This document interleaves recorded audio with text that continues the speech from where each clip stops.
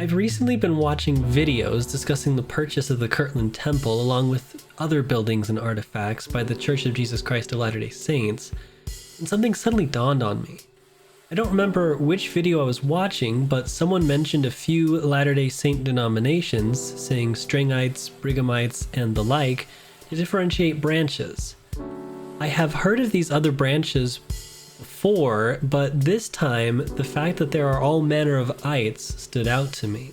This thought then reminded me of something I read in the book, The Last 116 Pages, Reconstructing the Book of Mormon's Missing Stories by Don Bradley. In that book, Don is discussing Lehi breaking up his people into 7 tribes: the Nephites, Jacobites, Josephites, Zoramites, Lamanites, Lemuelites, and Ishmaelites. At the end of the chapter regarding this subject, Don Bradley states, "In Hebraic culture and in myriad instances from Genesis to Revelation, the number 7 symbolizes fullness, completeness, or perfection. Lehi grouped his people into 2 distinct sets of tribes, the Nephite set and the Lamanites, each of which might, and frequently did, fancy itself a full Israelite nation, with no need of the other. Their founding patriarch, Lehi, was wiser than his offspring. He had strategically divided them into a set of 4 tribes and a set of 3 tribes that could only be complete when joined together in their intended fullness as a nation of 7 tribes." My curiosity was piqued on the subject of modern ites at this point, so I decided to do a bit of research on the denominations that have ties to Joseph Smith. Imagine my surprise when the Wikipedia article on denominations in the Latter-day Saint movement lists 7 main branches.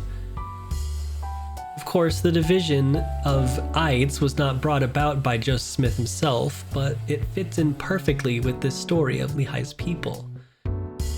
In the times of the Nephites and Lamanites, there was only one time of continual peace throughout all the land and for all the people, and that time was from Christ's visit to them at Bountiful to 400 years from that visit.